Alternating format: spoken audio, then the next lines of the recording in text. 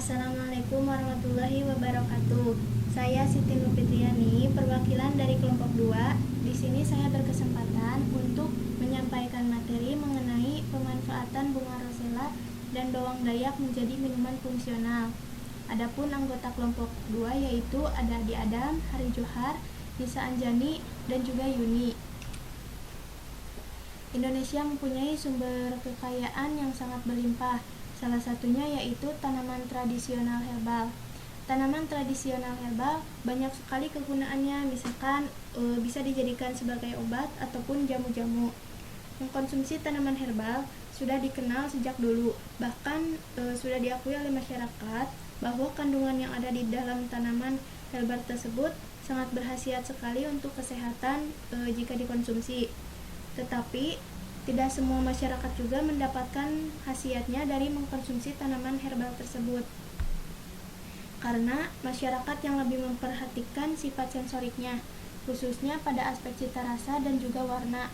Nah, jadi aspek sensorik ini menjadi salah satu faktor penting dalam formulasi minuman fungsional, selain aspek nutrisi yang memberikan pengaruh terhadap kesehatan bagi tubuh. Di sini ada menurut Ciboto tahun 2008 bahwa dalam Suter 2013 mengatakan bahwa minuman fungsional itu bisa didefinisikan sebagai bahan pangan dan bahkan banyak dicari dan dikonsumsi oleh masyarakat. Tidak berbentuk kapsul, tablet, ataupun bubuk, tetapi berbentuk cairan ataupun minuman yang mempunyai khasiat menyembuhkan ataupun mencegah penyakit. Selanjutnya, menurut Herawati tahun 2012 mengatakan bahwa minuman fungsional salah satu jenis pangan fungsional yang harus memenuhi, karena fungsi utama dari pangan itu sendiri yaitu untuk memberikan asupan gizi dan juga pemuasan sensorik seperti rasa dan juga tekstur.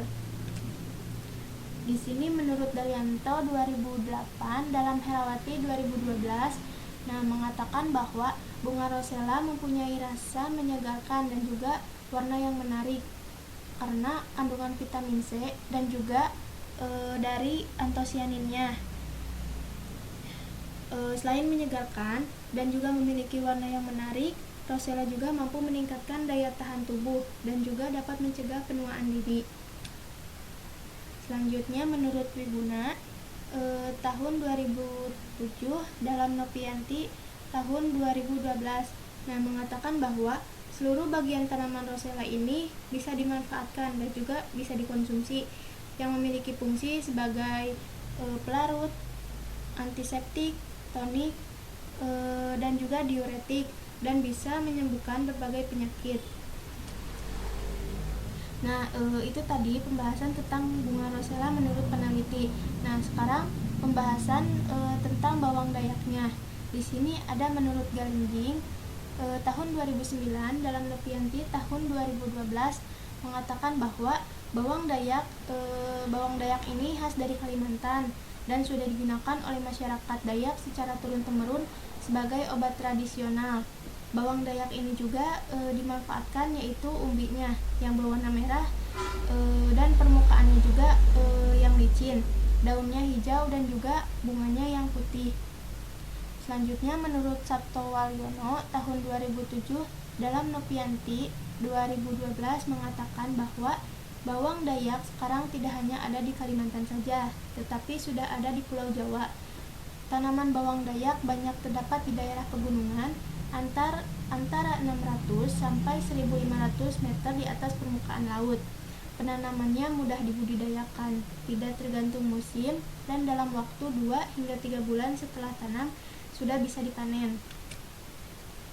Selanjutnya, menurut Galingging tahun 2009 dalam Novianti 2012 mengatakan bahwa bawang dayak ini digunakan sebagai obat berbagai penyakit seperti kanker payudara, obat penurun darah tinggi, kolesterol, obat bisul, kanker usus, penyakit kencing manis, dan juga mencegah stroke. Di sini ada cara untuk membuat minuman fungsional berbasis bunga rosella dan juga bawang dayak. Ada alat dan bahannya. Bahan-bahannya diantaranya bunga rosella itu sendiri, bawang dayak, air mineral, dan juga gula.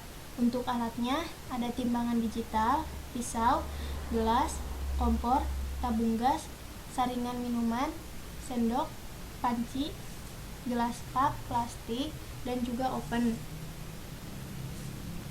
Nah, di sini ada cara membuatnya juga. Yang pertama adalah masukkan bunga rosella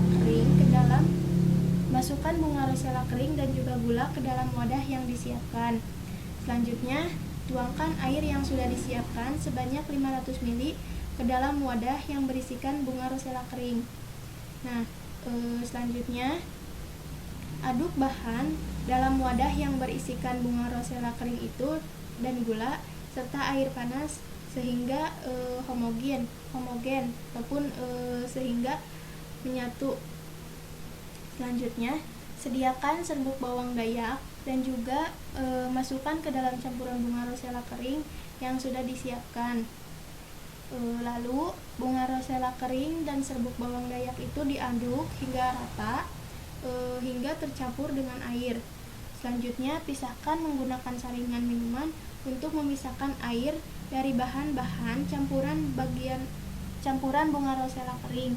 Nah, setelah itu minuman fungsional bunga rosella dan bawang dayak bisa digunakan ataupun bisa disajikan. Selanjutnya, hasil dan pembahasan. Hasil ini didasari penelitian Dueni, M. dan Trihaditya R. tahun 2017 yang berjudul Penentuan Formulasi Optimum Pembuatan Minuman Fungsional dari Bunga Rosella atau Hibiscus sabdarifa dengan penambahan bawang dayak, Eleutherin palmolifolia, Elmer menggunakan metode RSM, Response Surface Method. Nah, di sini ada warna, aroma, rasa, dan juga tekstur.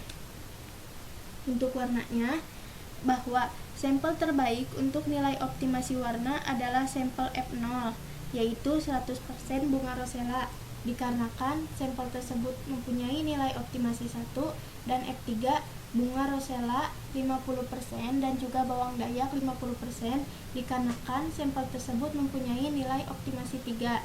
Selanjutnya untuk aroma, dalam penelitian Dueni, M. dan Trihaditya R. tahun 2017 menyebutkan bahwa sampel terbaik untuk nilai optimasi aroma adalah sampel F0 dengan aplikasi bahan 100% bunga rosella.